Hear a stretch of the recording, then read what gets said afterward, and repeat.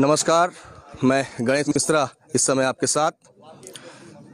इस समय मैं बस्तर के बीहड़ों में मौजूद हूँ और मेरे ठीक पीछे आप देख सकते हैं सैकड़ों की संख्या में ग्रामीण यहाँ मौजूद हैं।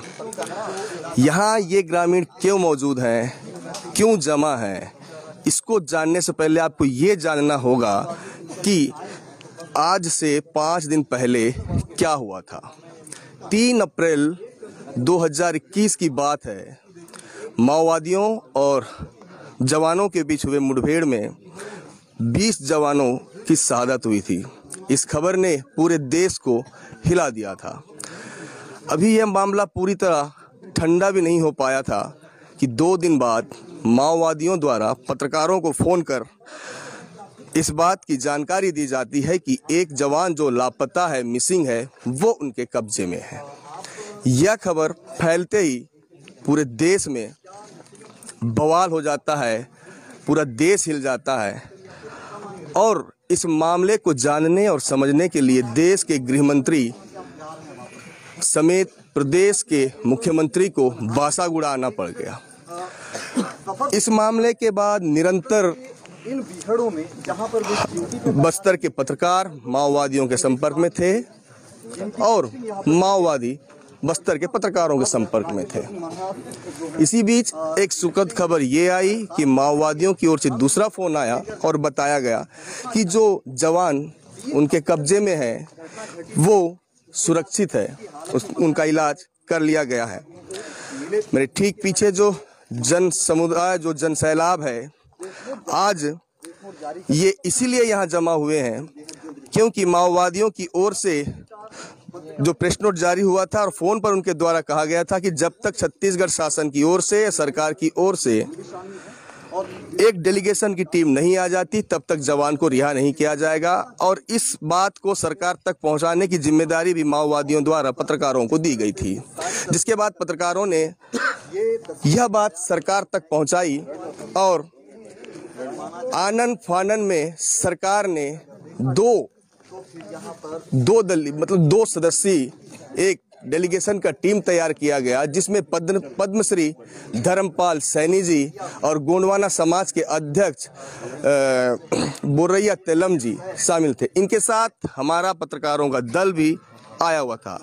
अब आपको बता दूं कि ये जो जन समुदाय यहाँ पर मौजूद है, ये उस जवान की रिहाई के लिए मौजूद है क्योंकि माओवादियों ने उस जवान को पूरे इस इलाके के जितने भी ग्रामीण हैं उनके सामने रिहा करने का निर्णय लिया था। और अब ठीक मैं आपको उस जवान की तस्वीर दिखाता हूं जो अब ग्रामीणों के बीच में मौजूद है और अब वो रिहा हो चुके हैं। माओवादियों ने अब से ठीक 10 मिनट पहले उनके कब्जे में मौजूद जवान राकेश्वर सिंह मनहाज को रिहा कर दिया है। बेहद सुखद पल है और ये जो तमाम ग्रामीण हैं, लगभग यहाँ पर 1,500 से 2,000 की संख्या है, ये सभी यहाँ इसलिए मौजूद थे कि जवान से जवाब तलब करना चाहते थे कि आखिर क्यों जब भी फोर्स के जवान अंदरूनी इलाके में आते हैं तो क्यों ग्रामीणों के साथ अत्याचार किया जाता है, क्यों नक्सलवाद के नाम पर उनके साथ मारपीट की जाती है, क्यों नक्सलवादियों के ठिकानों की पता पूछकर उनके साथ मारपीट की जाती है। आज यहाँ पर ग्रामीण यही बताना चाहते हैं कि आपकी लड़ाई, सरकार की लड़ाई माओवादियों से है, ग्रामीणों से नहीं। हम यहाँ चैन से जीना चाहते हैं, चैन से रहना चाहते हैं, विकास करना चाहते हैं। तो आप सबसे पहले ग्रामीणों का यही कहना है कि सबसे पहले मूलभूत सुविधाएं उपलब्ध कराइए, ना कि माओवाद के नाम पर उनके साथ मारपीट की जाए। और आज निशर्त उस जवान को रिहा कर दिया गया है और इस रिहाई के बाद माओवादियों का स्पष्ट कहना है कि सरकार तक यह जवान सुरक्षित पहुंचे और सबसे पहले जब जवान यहां से रिहा होता है तो सरकार उन्हें सबसे पहले उनके परिजनों तक पहुंचाए और जब जवान अपने परिजनों तक पहुंच जाए तो वो अपने घर से इस बात की तस्दीक कर लें कि जवान वास्तव में कश्मीर अपने घर पहुंचा है या नहीं। मेरे साथ इस समय रिहा होने के बाद जवान मेरे साथ मौजूद हैं। मैं उनसे ज़्यादा कुछ नहीं पूछूंगा, सिर्फ 2 सवाल मेरे हैं।